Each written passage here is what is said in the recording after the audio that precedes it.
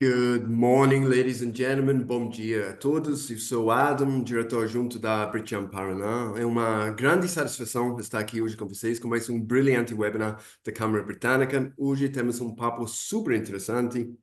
De fato, o tema é cada vez mais relevante para investidores, empresários e formuladores de políticas públicas, mercados regionais potenciais e oportunidades fora do eixo Rio-São Paulo. Sabemos que o Brasil é um país de dimensões continentais e, para além dos grandes centros tradicionais como São Paulo, Rio, há uma enorme riqueza de mercados regionais em pleno crescimento, com economias dinâmicas, sectores diferenciados de agro, tech, a indústria de transformação e ambientes cada vez mais favoráveis à inovação e aos negócios. Por exemplo, um dado recente que eu vi é que Paraná liderou o crescimento da atividade econômica do Brasil, com base nos dados do Banco Central. O aumento em fevereiro esse ano foi de 8,1%, dobrou o crescimento registrado pelo Brasil, que foi de 4,1%. Assim, discutir esses mercados é essencial para ampliar a visão sobre onde estão as verdadeiras oportunidades de investimento, geração de emprego e transformação econômica no país. Mas antes de mais nada, eu gostaria de agradecer aos associados mantenedores da Britam, cujas marcas estiveram amplamente divulgadas no slide de abertura, ao Leonardo Trench, nosso diretor regional da Britam Paraná, pela parceria na liderança da filial, e claro, também nossa fantástica time Britam por todo o apoio. E last but not least, eu agradeço nossos ilustres convidados hoje, Alexandre Boberema, sócio de Investment Banking, e Lucas Dias Schula, especialista econômico da Apex Partners. E também, claro, a toda a audiência que nos acompanha hoje ou que vai assistir depois. Antes de dar o kick-off aqui do nosso webinar, deixa-me apresentar institucionalmente a Câmara. A Câmara Britânica de Comércio e Indústria no Brasil, nossa querida Britam, atua no Brasil há 109 anos, sendo o mais relevante fórum da comunidade empresarial e governamental Brasil Reino Unido para incremento de comércio, investimentos, serviços e relacionamentos bilaterais. E fico feliz também com o momento atual do comércio entre esses dois grandes países. Os dados mais recentes mostram que o comércio total de bens e serviços, ou seja, exportações mais importações entre a UK e Brasil, foi de 11,8 bilhões de libras, ou perto de 100 bilhões de reais, um número recorde. De fato, as exportações totais do Reino Unido para o Brasil somaram 7 bilhões de libras nos 4 trimestres até o final do ano passado, que foi um aumento de mais de 7% no período e representa 60% do comércio bilateral total. Na Câmara, reunimos grandes investidores britânicos no Brasil dos mais diversos sectores da economia, além de empresas brasileiras que se engajam nas relações Brasil-UK. Temos ativação nacional e filiais no Paraná, Minas Gerais, Rio de Janeiro e São Paulo. O Câmara atua através de 13 comitês temáticos, cobrindo temas de agronegócio, capital humano e educação, comércio e investimentos, defesa, segurança, economia e finanças, energia, infraestrutura, tributário, meio ambiente e sustentabilidade. Mineração, riscos, saúde e tecnologia, ou seja, muita coisa. E fico feliz que o filial do Paraná, que eu tenho orgulho de sermos diretores, ajuda a coordenar os comitês de agronegócio e tecnologia. A Câmara também atua junto à Comissão Consultiva de Advocacy em agendas prioritárias nas frentes de questões climáticas, tributárias e regulatórias. Todas as atividades que realizamos seguem e reforçam a missão da Britam de promover os negócios bilaterais Brasil e UK, atuando para que haja ambientes empresários e sociedades prósperos, servindo os associados e contribuindo para o crescimento do comércio, indústria e investimentos. Por último, eu convido a todos a visitar o site da Britam, www.britam.com.br, e participarem dos próximos eventos da Câmara. Agora, só um pouquinho sobre housekeeping e dinâmica desse webinar, antes de dar continuidade. O evento está sendo transmitido ao vivo através do Zoom e no canal da Britam e no YouTube. O webinar de hoje terá uma palestra de convidado, seguido de um espaço livre para perguntas da audiência. As perguntas devem ser enviadas através da ferramenta Q&A da plataforma Zoom. O acesso é gratuito, pode ser feito por meio do link disponibilizado no chat do YouTube. Ao perguntar, a gente só peça a gentileza de mencionar nome e empresa antes de pergunta para fins de identificação. Vai ter uma curadoria das perguntas realizadas, e visto que podemos ter uma restrição de tempo, pedimos desculpas para perguntas que eventualmente não sejam abordadas, mas também, claro, a gente pode pick them up offline depois. Dito isso, and without much further ado, eu gostaria de apresentar meu grande amigo e parceiro, nossa fantástica palestrante principal de hoje, Alexandre Borborema. Alexandre tem 22 anos de experiência no Brasil e na Inglaterra em grandes consultorias e multinacionais. Alexandre é conselheiro e advisor de empresas em M&A, finanças cooperativas, estratégia empresarial, private equity e venture capital. É sócio M&A, mercado de capitais da Apex Partners. Ele já atuou no PwC Brasil, na Ernst Young UK e também no setor de telecomunicações. Ele liderou projetos de assessoria financeira, transações de M&A, fusões e aquisições, de avaliação econômica e financeira, valuation de empresas, estudos de viabilidade econômica, além de trabalhos de estruturação financeira e contratual de PPPs, concessões. Alexandre tem mestrado em Business Studies na Aston Business School, Birmingham, no UK, e graduação em Engenharia Elétrica na Unicamp. E também recebeu o prêmio do Chevening Scholar awarded by the Foreign Commonwealth Office. Agora, eu fico muito feliz em passar a palavra para Alexandre e Lucas para dar sequência ao nosso evento hoje. Alexandre, Lucas, the floor is yours, senhoras. Maravilha, Adam. Muito obrigado pelo convite, né, gentil. Agradecer também a Brigham pela oportunidade da gente falar desse tema super relevante e atual, né, que é o movimento do Brazilian Regional Markets e dos mercados regionais brasileiros. Eu sou Alexandre e a gente vai bater um papo hoje sobre esse tema. Obrigado pela oportunidade, eu sou o Lucas e tem bastante coisa legal para a gente conversar hoje. Excelente. Adam, pessoal, nós temos um material que eu acho que vai ajudar a guiar aqui o nosso bate-papo, onde nós trazemos bastante informação sobre as oportunidades e todo o potencial, além do eixo Rio-São Paulo, que o mercado brasileiro nos traz. E então, acho que já está aparecendo aí na tela para vocês. Dando início, então, ao nosso webinário sobre esse tema. Acho que pode... Deixa eu só ver se está passando aqui. Nós vamos falar hoje, então, quem faz o protagonismo brasileiro, né? São os mercados regionais. Antes da gente definir mercados regionais, eu quero só passar um breve contexto do que significa esse movimento que começou há uns 2 anos aqui na Apex do Brazilian Regional Markets. Em resumo, o mercado brasileiro tem uma característica de se concentrar bastante no eixo Rio-São Paulo. A economia do Brasil é bastante concentrada nesses 2 estados. Nós temos mais ou menos 30% a 35%, 40% do PIB nessas regiões, e o impacto disso é que levou a uma concentração também do mercado financeiro e do mercado de capitais. E isso causa algumas disfuncionalidades no mercado. Se a gente olhar, por exemplo, a indústria de private equity, ela é responsável por alocação de capital na casa de 70% nos estados de Rio e São Paulo, enquanto eles representam somente 40% do PIB. Então, como conclusão, a gente tem todas as demais regiões do Brasil, que representam aí 60% da riqueza do país, recebendo apenas 30% do estoque de capital desses fundos. Aí são dados do distrito, né, da alocação de capital por regiões. E isso traz uma oportunidade para investidores. O investidor que consegue olhar além de Rio-São Paulo, tem oportunidades muito boas e com menos competição por capital, porque o mercado, por estar concentrado em Rio-São Paulo, acaba tendo uma preferência de alocação nestes 2 estados. Então, nesse contexto é que surgiu o movimento Brazilian Regional Markets.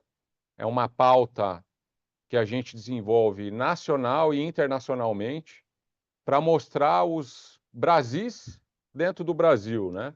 Todas as oportunidades de investimento econômicas que existem fora do eixo Rio-São Paulo e para a gente conseguir desenvolver mercado de capitais nessas regiões e descentralizar mais a alocação de capital, buscando mais eficiência e dando mais oportunidade para investidores. Então, nesse contexto que surge o Brazilian Regional Markets, entrando agora um pouco nos dados.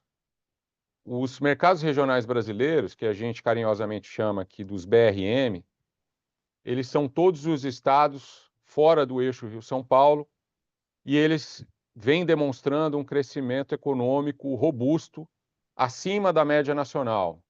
Em 2002, estes estados representavam 53% do PIB e em 2021 eles já somam 60% da economia. Então, mostra o protagonismo cada vez maior que essas regiões vêm demonstrando e em todas as áreas de negócio, né? Agropecuária, indústria e serviços, com um crescimento de 2002 para 2021. Falando um pouco da representatividade econômica do Brasil no cenário global, o Brasil hoje é uma das 10 maiores economias do mundo, o Reino Unido, né, nosso grande parceiro aí, e aqui em palavras em relação à Britam, é a 6ª economia. E se a gente fosse olhar o BRM, né, os estados fora do eixo Rio-São Paulo, como se fosse um país, o BRM seria a 17ª maior economia do mundo, né, com 1,3 tri de dólar de PIB. Então, para mostrar um pouco da relevância desses mercados fora do eixo Rio-São Paulo. Esse é o cenário de 2024. Se a gente olhar para projeções 2029, aí de acordo com o FMI, a gente vê o Brasil saltando 2 posições no ranking de top 10 do PIB global e o Reino Unido mantendo a sua posição ali em 6º lugar. Feito a introdução do que significa mercados regionais e as oportunidades de descentralizar a alocação de capital e, portanto, promover desenvolvimento de mercado financeiro e mercado de capitais também nessas outras regiões, a gente introduz um conceito muito interessante que surgiu no nosso último evento do BRM em Nova York, que é o conceito das onças brasileiras. Esse é um conceito que é uma alusão aos tigres asiáticos. Se nós olharmos para a experiência desses países que demonstraram um excepcional crescimento econômico, muito maior do que a Ásia e o mundo como um todo, a gente deriva do conceito das onças brasileiras, né, que são estados que fizeram o dever de casa, que são institucionalmente muito bem estruturados, que têm as suas finanças saudáveis e controladas, né, em termos de indicadores de responsabilidade fiscal, e que têm um ambiente pró-negócio instituído. São estados que, não por coincidência, também têm indicadores de desenvolvimento humano, como a gente vai ver aqui nos dados da apresentação, acima da média nacional.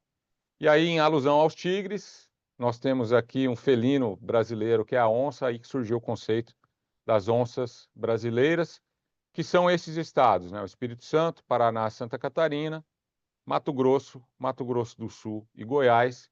A gente está, nesse momento, em preparação para o nosso evento da semana que vem em Nova York, fazendo uma expansão aqui da definição das onças. Tem alguns outros estados que também compartilham dessas características e está tendo uma atualização do conceito das onças. Estes estados e regiões compartilham de algumas características em comum, né? Como eu falei, estabilidade institucional e uma excelente governança pública com altíssimos índices de transparência, uma taxa de desemprego, né, de desocupação menor do que a média nacional, IDH mais alto, tem como característica também uma fortaleza na matriz econômica da indústria e do agronegócio, investimento em infraestrutura e saneamento acima da média, são hubs de desenvolvimento de comércio intra e internacional e tem também um mercado imobiliário robusto com uma grande valorização, né, Lucas, Sim. recente desses mercados. Começando a olhar a PIB, se a gente olha Brasil, e aqui estamos olhando uma base histórica muito grande, o que mostra a robustez da análise, né? Estamos olhando para os últimos 20 anos. O Brasil cresceu em média 2,2% ao ano. Já as onças, na média, cresceram 2,7%, com destaque para alguns estados, Mato Grosso do Sul, principalmente, muito puxado pelo agronegócio, com um crescimento consistente e muito robusto nos últimos 20 anos, né? E a participação da agroindústria e da indústria em geral nas onças, em relação ao seu PIB, é de 43%, o que mostra também a grande representatividade desses setores na economia, que é maior do que os 34% da média nacional do Brasil. Como eu falei também, a robustez de governança e um ambiente institucional forte são características das onças, e não por menos, elas estão liderando aí o ranking do Índice de Transparência e Governança Pública, as onças brasileiras com um índice de 76,5%, muito superior à média nacional e também superior a estados que são grandes potências econômicas como o Rio e São Paulo. Além disso, dos 10 estados mais competitivos do Brasil, nós temos aí as 6 onças constando do ranking, né, conforme critérios de avaliação de políticas públicas para análise da competitividade desses estados. E, de fato, esses estados, eles têm posição de destaque em uma série de áreas. Instabilidade fiscal, um exemplo do Espírito Santo, infraestrutura. O Paraná, né, da sede aí da filial da Britcham, do nosso amigo Adam, primeiro lugar em desenvolvimento sustentável, em eficiência da gestão pública, segundo lugar. Santa Catarina, vizinho do Paraná, primeiro lugar em capital humano, segurança pública. Os estados do Centro-Oeste também com grande destaque em transparência, em potencial de mercado, solidez fiscal, ou seja, todos os estados que, ao terem feito o dever de casa, se destacam nacionalmente em áreas super relevantes de desenvolvimento humano, econômico e de transparência pública.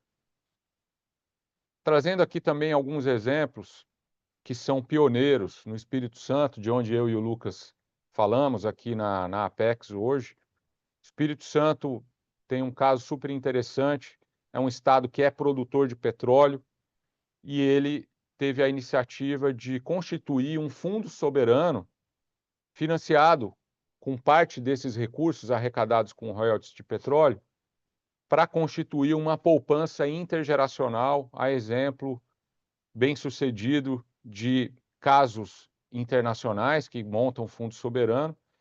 E dentre 100 fundos soberanos avaliados globalmente, este fundo aqui do Espírito Santo, que é o FUNCES, teve a avaliação de terceiro melhor fundo do mundo, e esse recurso é aplicado para diversas áreas, né? Por exemplo, aceleração de empresas e startups, 250 milhões de reais de capital subscrito. Inclusive, interessante a conexão aí Paraná e Espírito Santo, né? A gestora privada que foi contratada pelo governo para alocar o capital desse fundo, né, de uma maneira muito profissional, é aí do Paraná, que é a Quartzo, né, que é inclusive uma parceira nossa em alguns eventos.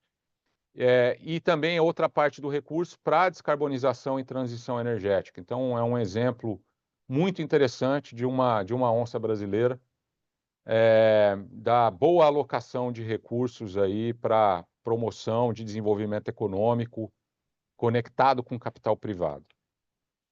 Quando nós olhamos para o Paraná, também um outro caso super interessante que é o FIAGRO, né, um fundo de investimento dedicado para fomento do agronegócio.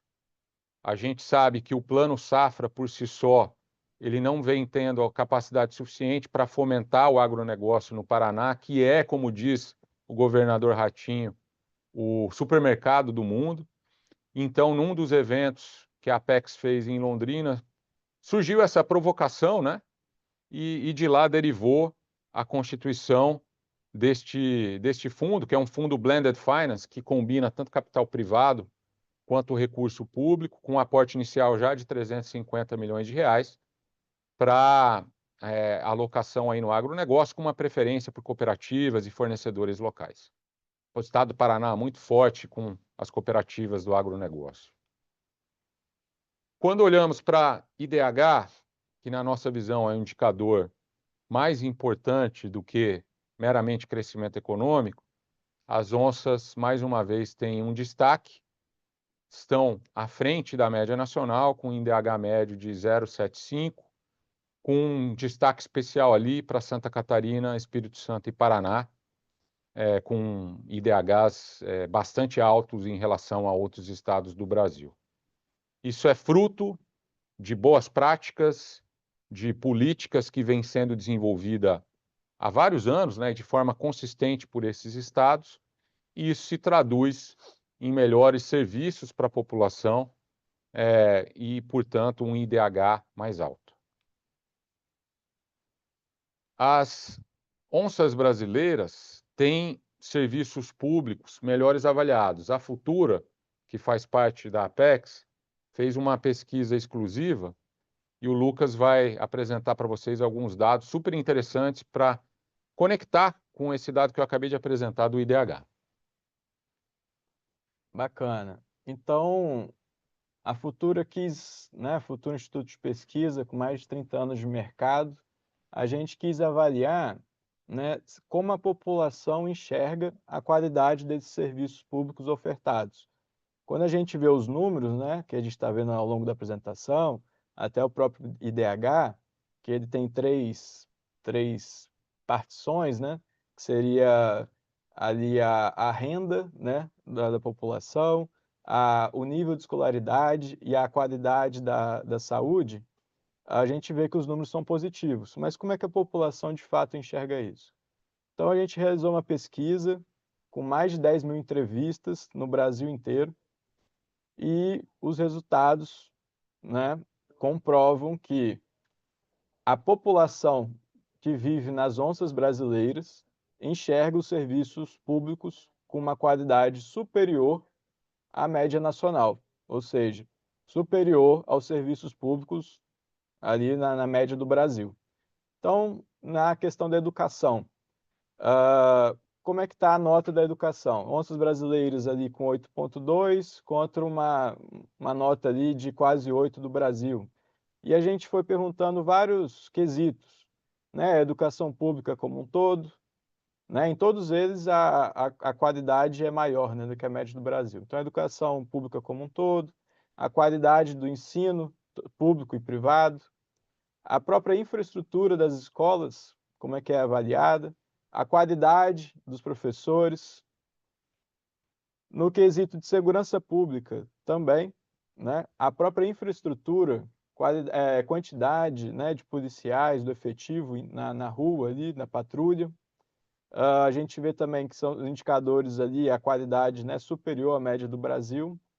E a gente vê ali, né, nos últimos 2 anos, né, a percepção se a violência aumentou ou não. A gente vê que fora das onças brasileiras essa percepção é maior, né? E também na saúde, né? A gente perguntou ali da saúde pública, do próprio atendimento, né, da qualidade do atendimento no SUS, que é o Sistema Único de Saúde, né, que é todo o ecossistema público aqui do Brasil, que é bem robusto, que foi inspirado, né, a criação dele foi inspirado no sistema público lá Na NHS. do Reino Unido, inclusive. Exato. A própria infraestrutura dos hospitais públicos e, né, os profissionais ali da saúde, né, os enfermeiros, médicos, biomédicos. E em todos os quesitos que a gente perguntou, foi a mesma percepção da qualidade desse serviço nas onças superior à média do Brasil.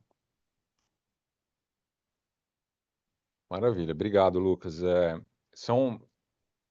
Além de trazer dados, né, a gente fez uma pesquisa para coletar dados primários sobre a percepção da população, e a conclusão, acho que dessa apresentação que o Lucas fez, é que a percepção da população casa com o que os números estão nos falando, né, em relação a esse destaque que as onças têm em relação à média nacional.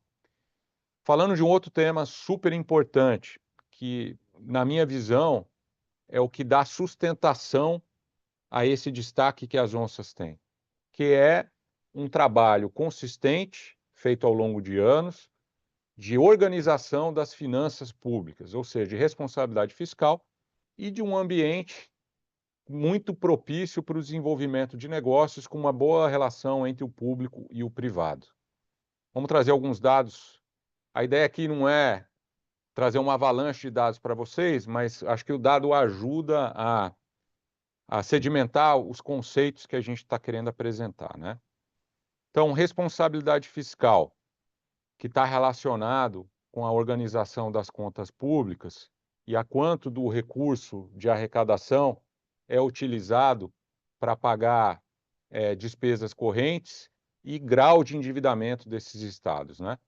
Então, começando a olhar de taxa de investimento estadual, as onças têm uma taxa de 10% acima da média nacional, e de grau de dependência financeira, que é um índice que diz de quanto de recurso federal os estados dependem, né? E quanto maior, pior. Você vê que as onças têm um índice de 25%, que demonstra uma dependência menor de recursos federais em relação à média nacional. Além disso, dos 7 estados com nota A+, no ranking de capacidade de pagamento do Tesouro Nacional, 5 são onças brasileiras: Espírito Santo, Mato Grosso do Sul, Paraná e Santa Catarina, sendo que Paraná, Espírito Santo e Mato Grosso têm dívida líquida negativa. O que é isso? Eles têm mais dinheiro no caixa do que endividamento público. Então, são estados realmente com as finanças muito em dia, e isso não foi construído do dia para a noite. Investimento público-privado, né? Iniciativas de PPP e de concessões, né, para viabilização de grandes projetos de infraestrutura. Aqui tem inúmeros exemplos, né, nos estados das onças brasileiras, de concessões de rodovia no Mato Grosso, de saneamento no Espírito Santo e em Goiás, do leilão da Nova Ferroeste, né, com um valor de 36 bi. Então, são estados que, obviamente, a exemplo do Brasil, né, carecem de investimento em infraestrutura, e essa organização fiscal e o bom ambiente de negócio, ele facilita o desenvolvimento de obras de infraestrutura com atração de capital privado. Acho que essa é a grande mensagem que as onças trazem. Economia aquecida, né? Temos uma taxa de desocupação, de desemprego também muito menor do que a média nacional, em alguns estados, inclusive, já podendo ser caracterizados como situação de pleno emprego. Uma economia conectada globalmente, são estados, até que pela sua posição e pela sua vocação econômica, têm como a logística e comércio exterior muito enraizados, então elas têm, né, um grau de abertura econômica acima da média nacional. O Brasil com 27%, as onças com 41%, um número muito superior, e um destaque especial ali para o Espírito Santo, com uma indústria de rocha ornamental e mineração e siderurgia muito forte. Mato Grosso, obviamente, agronegócio, e Santa Catarina, uma economia já bastante diversificada e também pela sua vocação de infraestrutura portuária, também um DNA muito forte de comércio exterior. Setores econômicos estratégicos, comércio e logística, exemplo que eu acabei de falar, né? as onças são bastante integradas internacionalmente, inclusive com indicadores acima do PIB. Eu estou correndo aqui um pouquinho em benefício do tempo. Comércio e logística, que eu já falei, né, são estados que desenvolveram sua vocação econômica e sua infraestrutura para comércio exterior e logística. Temos o cluster sul ali com Paraná e Santa Catarina, o Porto de Paranaguá e alguns portos no estado de Santa Catarina. Espírito Santo, mesma coisa. Espírito Santo, pioneiro, foi o primeiro estado a ter a privatização da autoridade portuária, que hoje é a Viports, que recebeu, né, como um licitante vencedor um fundo de private equity e está fazendo um trabalho aqui no estado.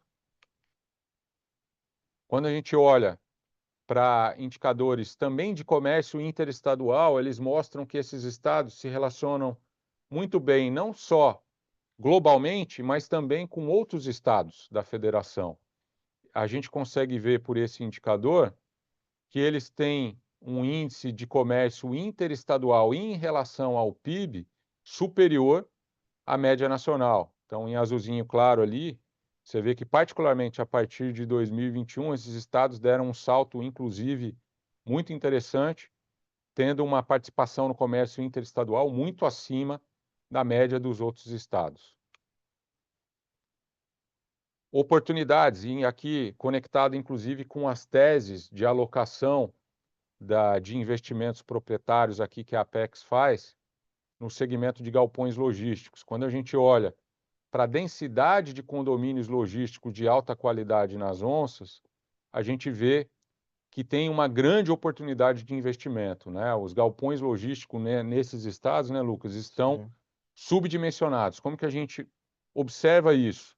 Tem uma taxa de vacância de condomínios logísticos super baixa, de apenas 2%, que é bastante baixa em relação à média do Brasil, que é de 9%, o que mostra uma oportunidade de crescimento nesse segmento tão importante, um segmento que vem sendo impulsionado pelo crescimento do comércio eletrônico, do e-commerce, que já é responsável por 34% da ocupação desses ativos logísticos no Brasil. Agronegócio, aqui é chover no molhado, né?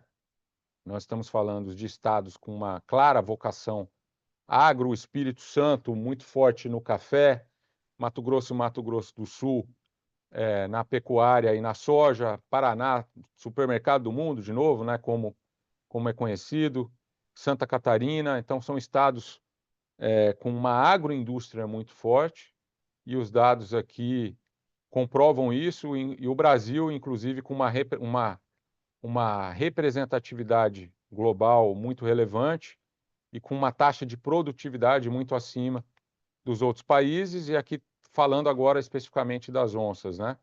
Então, como eu já disse, esses estados têm uma vocação muito forte para o agronegócio e são líderes em várias diferentes culturas. Além disso, são estados com belíssimas cidades, aqui alguns exemplos, né? Goiânia, Vitória, de onde nós falamos, Balneário Camboriú, Londrina, Curitiba. Morei por 7 anos em Curitiba, belíssima cidade também, onde está nosso amigo Adam, com um mercado imobiliário muito pujante. Olhando aqui para o ranking das cidades com o maior preço médio de metro quadrado do Brasil, você vê a presença constante de várias onças brasileiras. 7 das 12 cidades que lideram o ranking são das onças brasileiras. Balneário Camboriú, Itapema, Vitória, Itajaí, Florianópolis. Inclusive Vitória, eu me mudei para cá há 6 anos. É nítido a valorização imobiliária que teve aqui, né, Lucas? Uma explosão de 2019 para cá, que reflete esse trabalho que vem sendo feito, né, no estado. São regiões que também fizeram um trabalho muito bom de desenvolvimento científico tecnológico. Isso cria um ecossistema favorável para o recebimento de investimentos. Então, quando a gente olha para esses estados, nós temos inúmeros exemplos de startups que viraram gigantes. Aqui no Espírito Santo, o PicPay, a Wine, maior e-commerce de vinhos, a ATW, Yoga. Não coincidentemente, Wine, Yoga e ATW são investidas aqui do nosso fundo de Private Equity Venture Capital. A Madeira e o Ebanks do Paraná, ou seja, uma série de belíssimos exemplos de empresas de tecnologia e inovação das onças. 4 dos 10 hubs de tecnologia emergentes da América Latina estão nas onças brasileiras. Então, é um exemplo também do protagonismo que empresas fora do eixo Rio-São Paulo vêm ganhando no cenário de tecnologia e inovação e atração de capital. Energia elétrica. Brasil, obviamente, é uma potência global, é um exemplo de geração de energia renovável, e aqui temos a segunda maior hidrelétrica do mundo, o segundo país maior produtor de biocombustíveis, o quinto em geração fotovoltaica e o sexto em geração eólica. E quando a gente olha na relação de geração de energia renovável por PIB, o Brasil lidera. E de onde vem essa liderança do Brasil em renováveis? Vem do BRM, vem de fora do eixo Rio-São Paulo. 90% da geração de energia elétrica renovável do Brasil está nos estados fora do eixo Rio-São Paulo.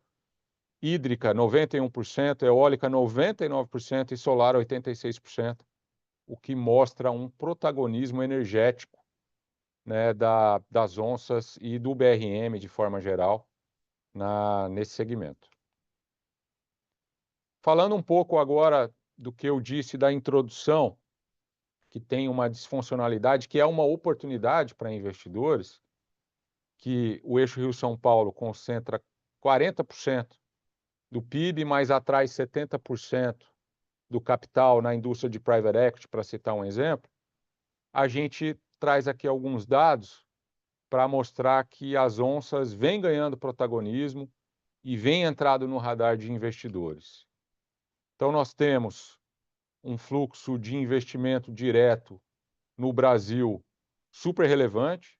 Na Apex, a gente gosta de olhar sempre o copo meio cheio, né? Apesar dos problemas, o Brasil é sim um grande destino de investimento internacional. Nós estamos aí, conforme o ranking de investimento estrangeiro direto, na 4ª posição do ranking, o que merece ser celebrado. E o que está por trás dessa capacidade de atração de investimento? O Brasil é uma democracia, é um país grande, com uma indústria desenvolvida, com mão de obra qualificada. Nós temos uma população grande, ou seja, um mercado doméstico grande, e tudo isso é música para os ouvidos de investidores, e isso explica a capacidade do país de atrair investimento internacional. E em relação ao PIB, né, esse protagonismo do Brasil fica ainda mais evidente, aí a gente pula de 4º para 2º lugar no ranking, perdendo somente para Singapura. Como consequência, nós temos aqui no país a presença de fundos soberanos investindo dinheiro em empresas de capital privado, né? Tem uma série de exemplos, o Mubadala, o GIC, o Temasek, que inclusive fez um investimento na MedSenior, que é uma outra belíssima empresa capixaba. Então, tem alguns exemplos muito interessantes de investimentos de fundos soberanos internacionais aqui no país, projetos de infraestrutura e aí vai. E algum deles ali nas onças brasileiras, inclusive, né? Nos cases ali. Exato, exato. A MedSenior aqui no É. Espírito Santo, né? E outros. E falando, aproveitando, né? Estamos num webinário da Brigham, então falando um pouquinho da relação Brasil-Reino Unido. Esse gráfico muito interessante, Adam, depois queria te escutar aí dos motivos para isso. A gente vê um crescimento acentuado do estoque de investimento direto no Reino Unido no Brasil nos últimos anos, particularmente de 2019 para cá. E o Reino Unido, né, M&A, que é a minha área de trabalho, fusões e aquisições, na 2ª posição do ranking em termos de investidores internacionais envolvidos em transações aqui no Brasil em 2024, representando 14% do total, outro dado super interessante. A gente vê também um crescimento relevante do comércio bilateral entre Brasil e Reino Unido, com uma estabilização ali nos últimos anos, mas é um grande parceiro do Brasil. E um dado interessante, né? 31% desse comércio Brasil-Reino Unido acontece nas onças brasileiras. Então é um outro, aqui também uma oportunidade de aumentar o desenvolvimento de negócios das onças com o Reino Unido. É isso, eu queria só completar aqui a apresentação, né? Com um dado interessante, que é o único que eu falei que do BRM perde em relação ao Rio-São Paulo, que é no futebol. Porque se a gente olha os títulos brasileiros dos times do Rio-São Paulo, eles são 75% dos títulos, mas tem só 40% do PIB. Aqui é uma oportunidade para as onças e para o BRM tirar esse atraso. Verdade. É isso, Adam. Queria agradecer aí e fico à disposição para perguntas. Muito obrigado, senhores, pelo papo, né? Os insights super pertinentes e legais que vocês trouxeram aí. Mais uma vez, eu agradeço a disponibilidade e parceria de vocês. Agora, antes de conferir as perguntas do público, eu vou aproveitar meu privilégio aqui, fazer algumas perguntas para get the ball rolling como um economista. São temas que eu gosto bastante, tá? Começando daí, então, por que na avaliação de vocês, por que esse movimento de mercados regionais está em alta agora? Por exemplo, né, fazendo uma visão comparativa para Estados Unidos, né, outro país grande, continental, é bem comum ter mercados regionais bastante desenvolvidos, com bancos de investimentos regionais, fundos locais, mercados institucionais e até bolsa de valores e trading fora do Nova York. Então, olhando para o Brasil, qual foi a gatilho, na opinião de vocês, essa virada de chave que está impulsionando essa trajetória de mercados regionais agora? Excelente pergunta, Adam. A Apex tem o privilégio de ter sido uma das pioneiras de contribuir para um movimento de descentralização do mercado financeiro e mercado de capitais. Quando a gente olha para a história do desenvolvimento econômico do Brasil, o Brasil se concentrou bastante no eixo Rio-São Paulo, com um protagonismo recente maior de São Paulo nos últimos anos, né? E aí, essa concentração econômica resultou na concentração do mercado financeiro e mercado de capitais. Você tem as grandes gestoras, assets, bancos de investimento, muito concentradas, inclusive num raio de 3 quilômetros ali na Faria Lima, e a consequência disso é que a alocação de capital acaba também sendo concentrada nessas regiões.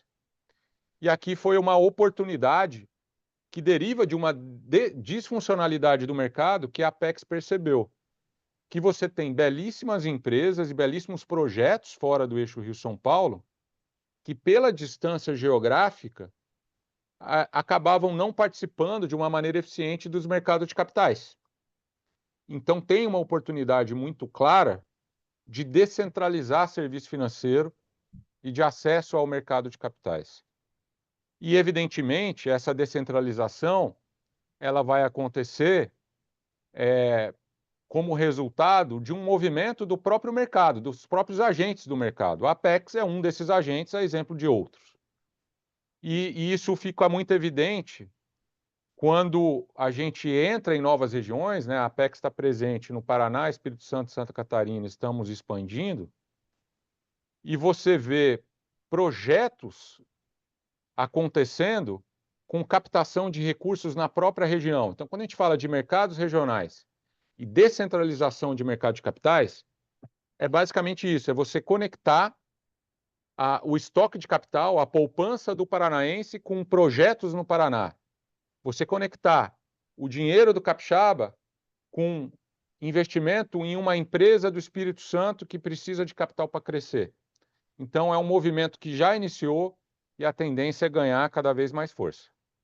Legal. E agora, vocês falaram bastante, né, sobre as características que tornaram certos mercados regionais particularmente atrativos hoje para investidores e empreendedores. E aí, na avaliação de vocês, quais são as métricas de sucesso, ou North Star Metrics, digamos assim, mais importantes? Por exemplo, comentou de finanças públicas, localização estratégica, qual é a seita aqui que faz com que esses mercados regionais, ou na verdade outros estados também, podem se destacar no futuro também? Perfeito. Vou começar e o Lucas complementa. Eu acho que se a gente pega o exemplo do Espírito Santo, que é um estado que, por uma sequência de bons governos, focou muito no fiscal, em fazer o dever de casa e criar esse ambiente pró-negócio, você vê um crescimento que acompanha essa organização prévia das finanças do Estado, você vê um crescimento de vários indicadores. E, na minha visão, os mais importantes: desenvolvimento humano, investimento em infraestrutura, porque sem a infraestrutura, a economia não tem condições de se desenvolver, e, consequentemente, com as finanças sanadas e um bom ambiente de negócio, você tem uma melhora da oferta, tanto de serviços públicos e privados. Lucas, alguma coisa a complementar? Na minha opinião, eu acho que se fosse para resumir em um ponto, seria a gestão pública, de fato, né? Que seria essa tradução do ambiente de negócio. A gente vê que nesses estados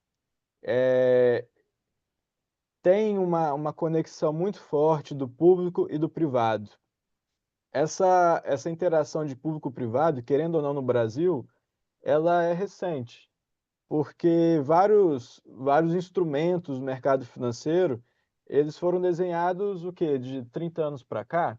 A lei das concessões, por exemplo, tem 30 anos.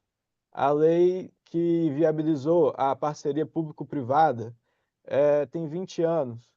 Ah, o marco legal do saneamento básico, que está destravando horrores, né, de investimento, e isso está refletindo na qualidade, aumento da qualidade de vida, que reflete no IDH, que aumenta a valorização imobiliária, que, né, melhora como um todo, todos os indicadores.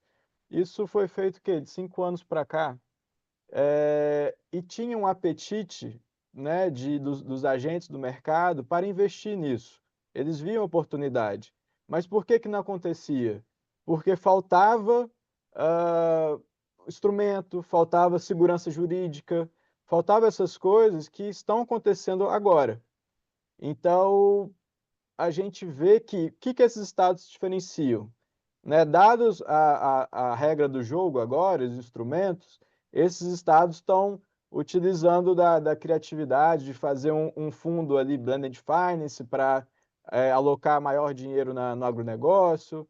Eles estão fazendo muito mais parceria público-privada para, né, pegar dinheiro para infraestrutura, visto que o poder público por si só não consegue dar conta da demanda toda de infraestrutura, e nem faz sentido, né, ele fazer isso. Então a gente vê esse protagonismo, né, de fazer o diferente e fazer o que tem que ser feito. Super legal. E agora, fazer um drill down mais nos segmentos. Então, na experiência de vocês, visão de vocês, quais sectores têm se destacado em estados fora desse eixo Rio-São Paulo nos últimos anos? Então, vocês comentaram bastante de infraestrutura logística, agronegócio também. Quais outros acham interessantes para destacar? Não somente agora, mas também no cenário futuro, com novos segmentos surgindo. Qual é a visão de vocês? Maravilha. Eu acho que uma tendência importante é que essas regiões estão já desenvolvendo um plano para aumentar a hierarquia na cadeia de valor. Elas têm por vocação o agronegócio, e isso não vai mudar, mas você entrar em serviços de maior valor agregado. Então, o Espírito Santo, por exemplo, grande produtor de café. Só que, em vez de vender só o café em grão, você já vê a produção de café em cápsula, né? Então, é um exemplo de como você aumentar valor agregado no produto focado tanto no mercado internacional quanto no mercado local. E a mesma lógica vale para os outros setores, né? Então, acho que é uma tendência que é muito puxada pelo privado nesses segmentos, nessas regiões, e também comércio internacional e logística. A gente sabe que, apesar das onças terem um destaque, infraestrutura continua sendo um gargalo, a exemplo do Brasil. Então, esse é também um setor que a gente prevê uma continuação de investimentos e de desenvolvimento. Legal. E pegando bem esse gancho, e já pegando uma pergunta do público sobre sectores. Temos uma pergunta do Carlos Peixoto, do H2 Helium, quem pergunta: a maioria dos estados mencionados são líderes no agronegócio, são de grandes geradores de resíduos da produção. Considerando a economia circular, as políticas públicas em vigor, como você vê a evolução dos investimentos privados em bioenergia nessas regiões, por exemplo? Excelente. Um abraço para o Peixoto, grande colega. Em relação à bioenergia, né, como a gente falou, o BRM é responsável por 90% da geração de energia renovável. Tem uma nova onda com uma oportunidade gigantesca de bioenergia, principalmente nos estados que têm essa vocação agro muito forte. A gente olha para o Paraná e Santa Catarina, com uma suinocultura muito forte. Você tem já uma série de empresas analisando projetos de bioenergia. Regiões com aterro sanitário, mesma coisa, o biogás, biometano. E essas regiões, elas estão muito bem posicionadas para atrair esses investimentos, para, dentro de conceitos de economia circular, se tornarem hubs regionais com novas vertentes na área de energia e, a exemplo do Paraná, Santa Catarina, Mato Grosso, Espírito Santo, que nós temos casos aqui, né? Tanto na área de aterros sanitários como de trabalhar dejetos da agropecuária, que você já tem empresas privadas desenvolvendo grandes projetos que reforçam esses exemplos. Uhum. Tem o caso aqui do Espírito Santo, inclusive, né, daquela parceria para usar água de reuso, né, nas plantas industriais aqui, que é uma empresa, acho que lá da Espanha, se eu não me engano, né, Ah, a sim. GS Inima. É um investimento bilionário, e aí, em vez de usar água, né, ali limpa, né, pega a água de reuso, trata o que for necessário para reutilizar ela. É sustentavelmente muito melhor e acaba tendo um custo também menor, né? Então, tudo isso são pequenos projetos, mas tem bastante case, né, para falar. Legal. E agora, claro, um dos focos tem que ser os onças brasileiros, né? Paraná, Santa Catarina, Mato Grosso, Espírito Santo, etc., onde fica a sede de vocês. Mas agora, ampliando um pouquinho esse foco, tá? A gente tem uma pergunta aqui, do Márcio Marques, sócio da MSA Capital. Quem pergunta: qual é a opinião de vocês sobre as oportunidades no Nordeste e Norte do Brasil? Perfeito. São regiões onde tem também muita oportunidade. Se você olha para alguns setores da economia, vamos considerar geração de energia do BRM. O Nordeste tem uma representatividade super relevante, tem uma vocação que está sendo bem aproveitada, né, para a geração de energia. Na indústria de alimentos também tem uma série de oportunidades.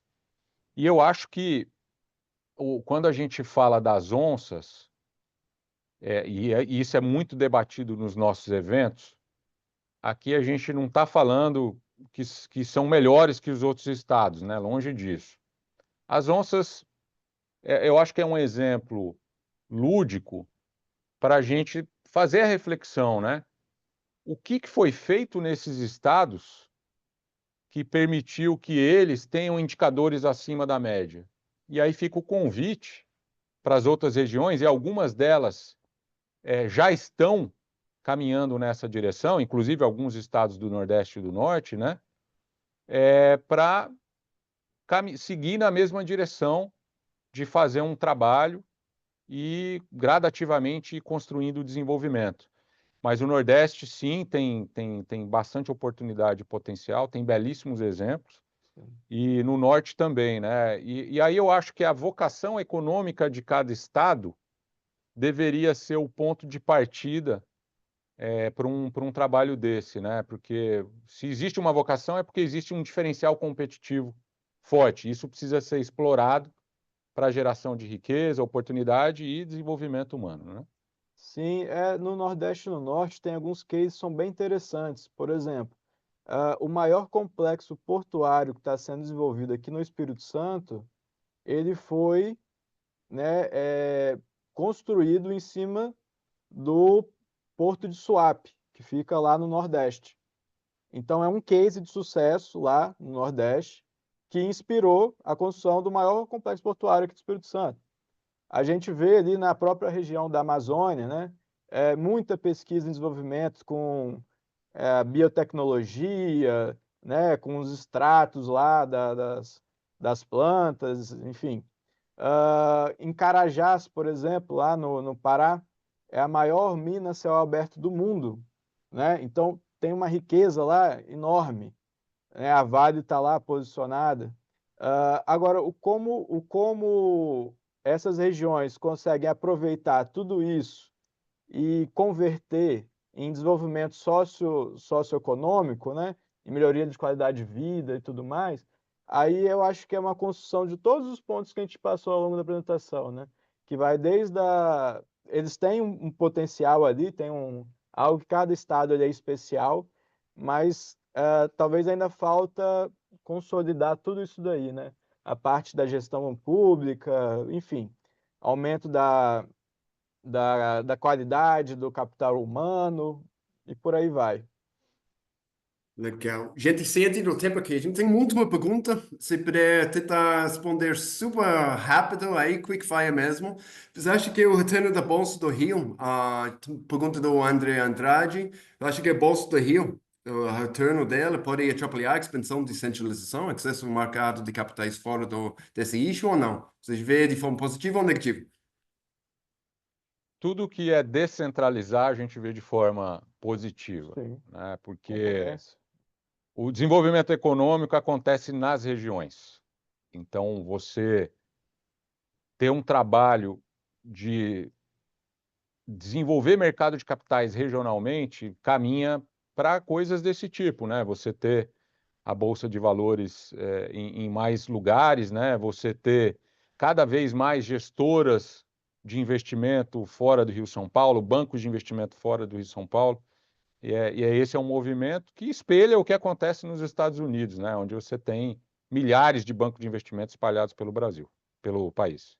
Legal. E, gente, terminando aqui, chegando no fim do nosso webinar, eu já vou passar a palavra para você, só para as últimas palavras e os últimos conselhos também que vocês dariam a empreendedoras que querem sair desse eixo e como a Apex poderia ajudar.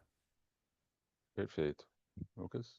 Então, eu gostaria de agradecer pelo momento aqui, pela oportunidade da gente poder, né, mostrar um pouco do trabalho, de toda a pesquisa que a gente tem feito, né, que isso vem guiando, né, o norte da empresa, onde ela está enxergando as oportunidades e, pelo que a gente viu, né, o que não falta são oportunidades, tem muita coisa para ser feita e, né, conte conosco. Se ficou alguma outra dúvida aí, vou ter o maior prazer de responder depois. E obrigado. Muito obrigado, pessoal. Eu agradeço nossos grandes palestrantes hoje, Alexandre, Lucas, todo o time da Apex. Eu agradeço também nosso time Bricham e todo todos da audiência que estiveram conosco hoje, que vão assistir depois. A gravação desse evento ficará disponível no canal da Bridgejam no YouTube e convidamos a todos a compartilhar o link com seus contatos. A agenda dos próximos eventos da Câmara está disponível no site www.bridgejam.com.br. Mas mais uma vez, obrigado. Com certeza, tem muito mais coisas a gente pode fazer em conjunto com nossos amigos da Apex. Eu desejo a todos um excelente dia e ótima semana também. Muito obrigado. Maravilha. Obrigado. Obrigado. Tchau, tchau.